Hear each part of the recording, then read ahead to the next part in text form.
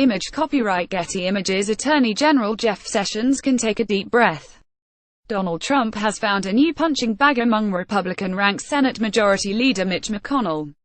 In a series of tweets and comments over the past week, the president has lashed out against the top-ranking Republican in the Senate, whose attempts to shepherd legislation to repeal and replace Obama-era healthcare reforms through his chamber spectacularly failed 2 weeks ago. The proximate cause of Mr. Trump's ire was Mr. McConnell's comment in a speech on Monday that the president may have excessive expectations about how quickly things happen in the democratic process. Senator Mitch McConnell said, "I had excessive expectations, but I don't think so," the president tweeted in reply. After 7 years of hearing repeal, replace, why not done? He followed that up with tweets saying Mr. McConnell couldn't get it done and that he should get back to work. "You can do it," he added, in a bit of chummy enthusiasm. Then, on Thursday during a series of press events at his golf resort in Bedminster, New Jersey, the president told reporters he was very disappointed in Mitch. He lambasted the senator for failing to get a healthcare bill to him on his first day in office. What was that about excessive expectations, again? When pressed, he refused to say whether he thought Mr. McConnell, who has been leader of Senate Republicans since 2007, should step down.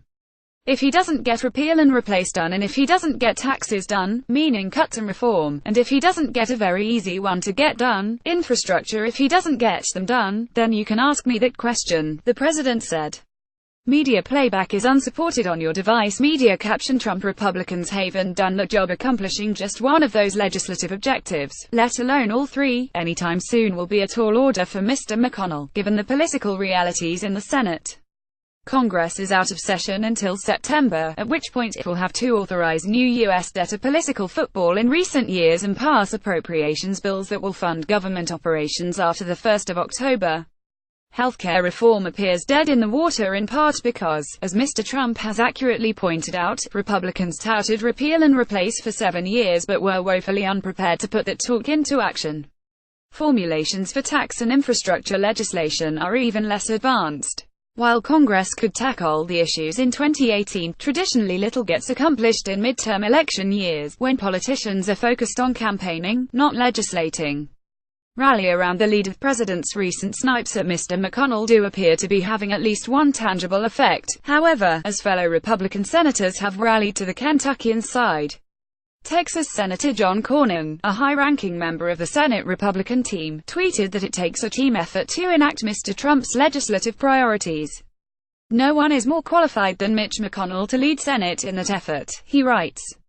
Orrin Hatch of Utah, the longest-serving member of the upper chamber, said, "Mr. McConnell has been the best leader we've had in my time in the Senate." Tom Tillis of North Carolina pointed to Mr. McConnell's unprecedented efforts to seat conservative Neil Gorsuch on the U.S. Supreme Court. Dean Heller of Nevada, the most at-risk Republican senator facing re-election next year, said he looked forward to Mr. McConnell's leadership on tax reform. McConnell's critics outside of the halls of Washington, however, all is not as rosy for the Republican leader. Sean Hannity of Fox News, who clearly has the presidency, presaged Mr. Trump's comments with his own Twitter blast on Wednesday night. "You are a weak, spineless leader who does not keep his word and you need to retire," the news host tweeted. Alan West, the congressman-turned-conservative gadfly, also chimed in that day, saying Mr. McConnell was an abject failure.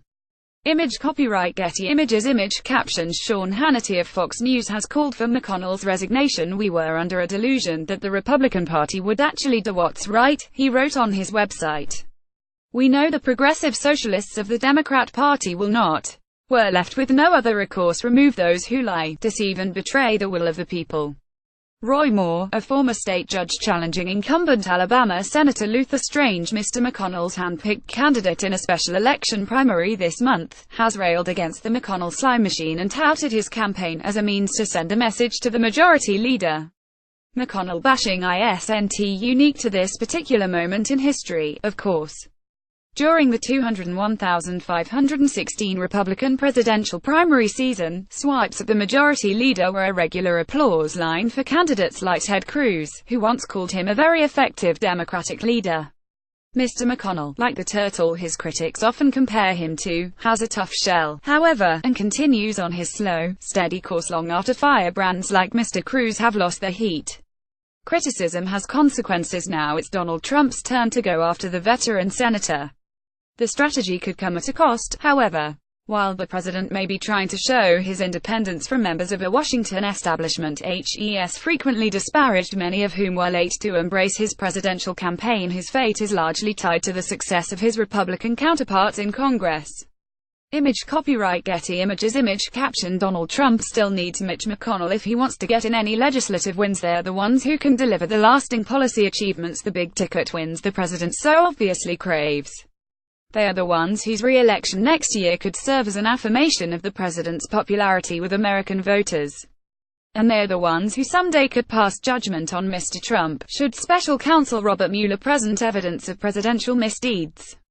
While there's little indication that Mr. McConnell and his fellow Republican insiders have any interest in turning on the president despite the tweets and taunts, there are ways Congress could rebuke Mr. Trump if they saw fit.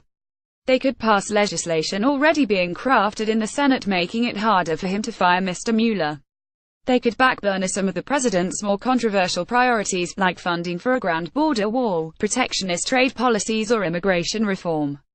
They could slow-walk the confirmation of political nominees with personal ties to the president.